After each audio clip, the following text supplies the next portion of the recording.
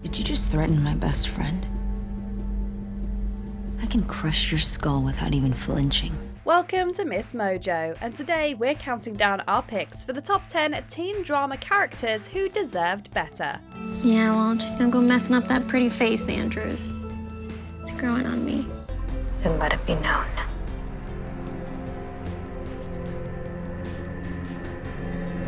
Blood must not have blood. You're doing it great. For this list, we'll only be looking at live-action television shows geared towards a teen audience. The characters will be either leads or pretty well established within the series, and all deserved a better storyline or ending than they got. As always, here's your spoiler alert. Let us know in the comments if you agree or disagree, and who you think should have been dealt a better hand.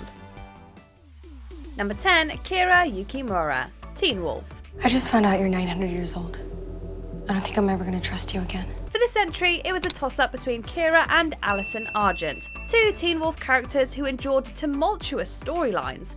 Ultimately, we went with Kira. Kira was a Thunder Kitsune, a Japanese fox spirit whose powers deal with electricity.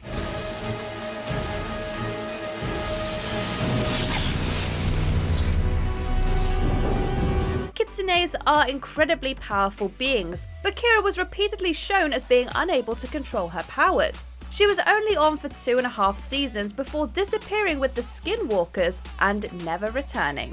Played by Arden Cho, the character had an abrupt ending because her character's storyline wasn't going to be continued after season 5.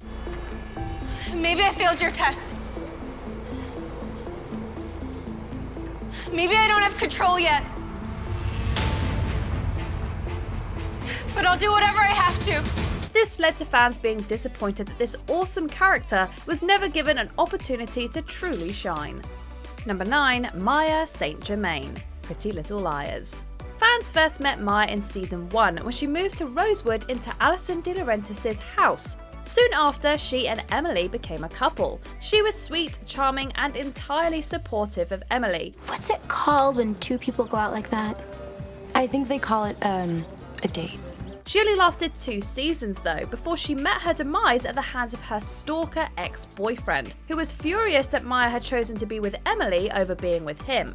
When there's so little joyful representation of queer characters on TV, it was upsetting to see Maya meet the same fate, death, that a lot of other LGBTQ+ characters do. They found a body. They think it's Maya. It was an unnecessary setback as far as normalising queer characters being able to survive and thrive in their lives. Number 8, Cordelia Chase, Angel.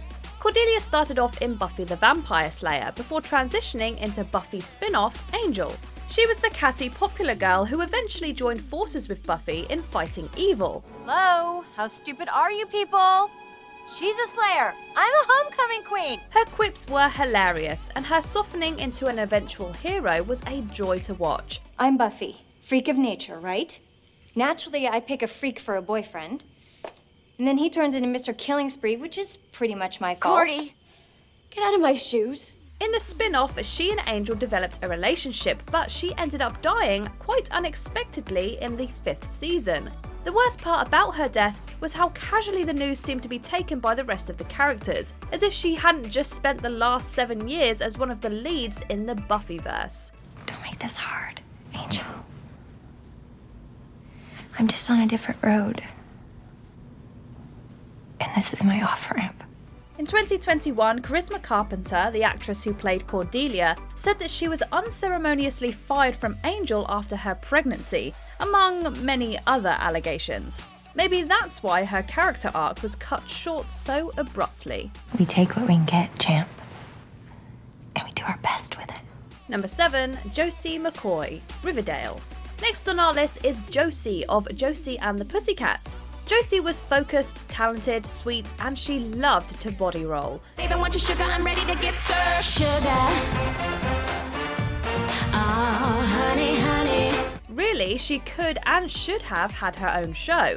Despite the show's small number of black regular cast members, she was mainly used to advance the narratives of the other white characters, instead of being given dimension. Over the last week, I have heard Kevin sneaking out at night. and I assumed he was going back to Fox Forest, but maybe he's going to meet them. Meanwhile, her relationship with Archie could have been something really special if it had been given the space to grow. You are sweeter than a strawberry milkshake, Arch. In Katie Keene, she does end up moving to New York City, where her talents can flourish, but her time on Riverdale was spent mostly on the sidelines.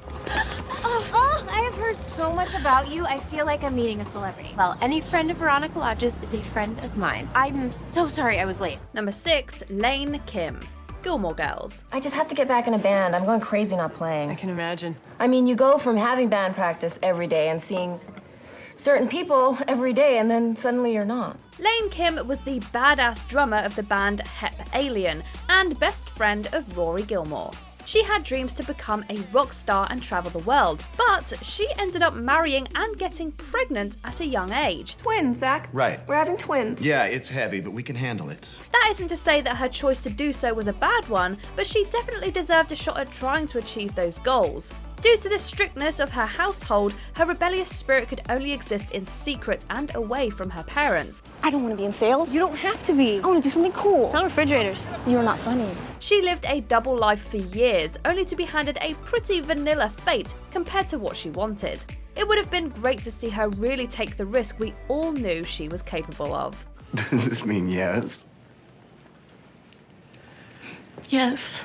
It means yes. Number 5, JT Yorke.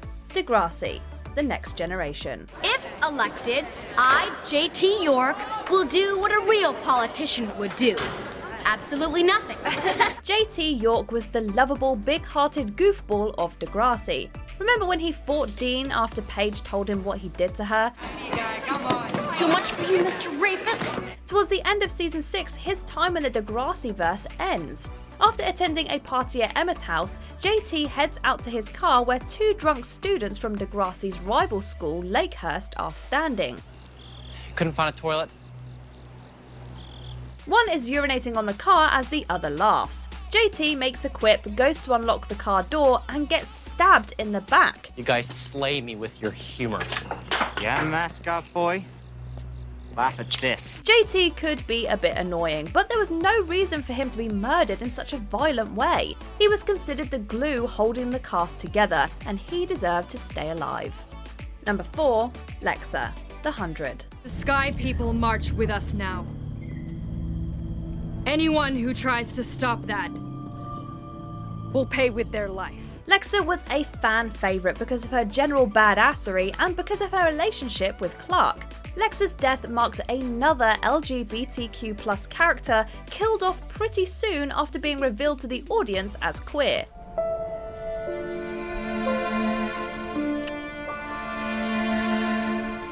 Like Maya St. Germain, Lexa only lasted for 1 season. In season 3, her physical body is killed by Titus, who wanted to kill Clark.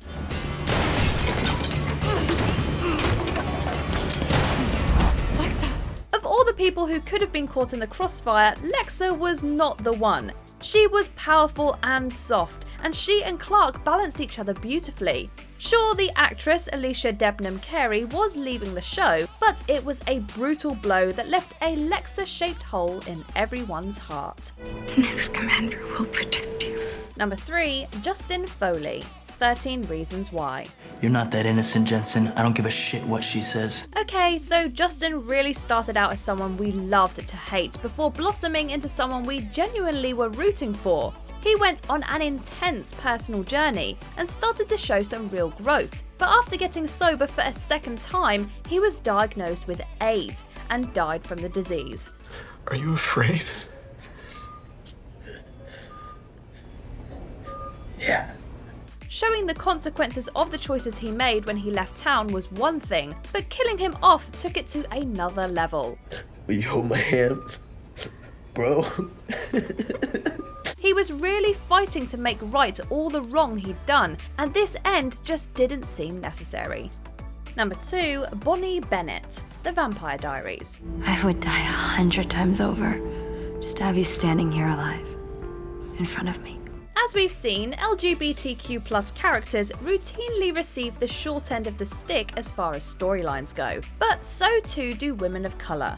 Bonnie Bennett is a prime example. Bonnie was often, if not mostly, used as a tool to assist every other white character.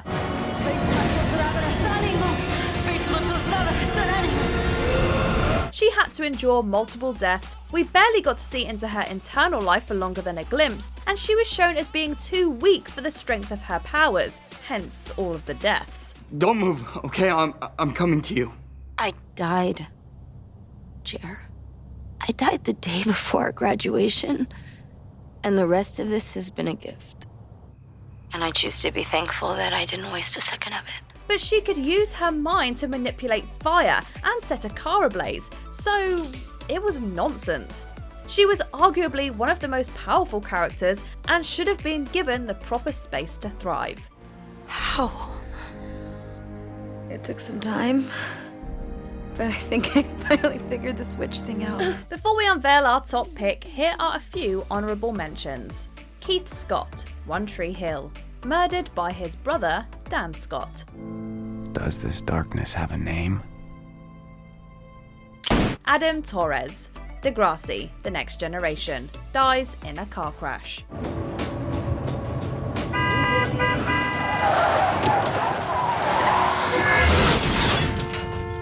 Ander Munoz, Elite, diagnosed with cancer, boyfriend cheats on him during chemo. Es por la quimio. Tengo cáncer. Quentin Fields, One Tree Hill, shot at a gas station. Have a nice night. Before we continue, be sure to subscribe to our channel and ring the bell to get notified about our latest videos. You have the option to be notified for occasional videos or all of them. If you're on your phone, make sure you go into your settings and switch on notifications. Number 1, Bob Newby, Stranger Things. Bob Newby, superhero and hobbit. Bob was introduced in season 2 of Stranger Things as the new boyfriend of Joyce Byers. I was never really one to put up a fight. I struggled a lot like Will when I was a kid, with bullies. Bob absolutely adored Joyce and doted on her throughout the whole season. He was kind of the Barbara Holland to her Nancy Wheeler, except that he and Joyce had a romantic relationship instead of a platonic best friendship. But hey, look at me now. I get to date Joyce Byers. Huh. However, on that note, RIP to Bob, another character who deserved so much better. Back to Bob. When a group gets stuck in Hawkins' lab with a pack of bloodthirsty demodogs, he saves them all by turning the electricity back on.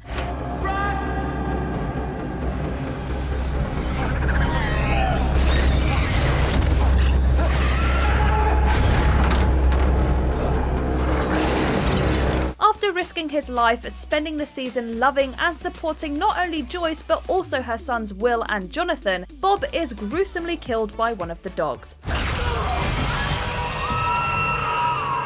It was not only shocking but deeply sad to see him go out like that.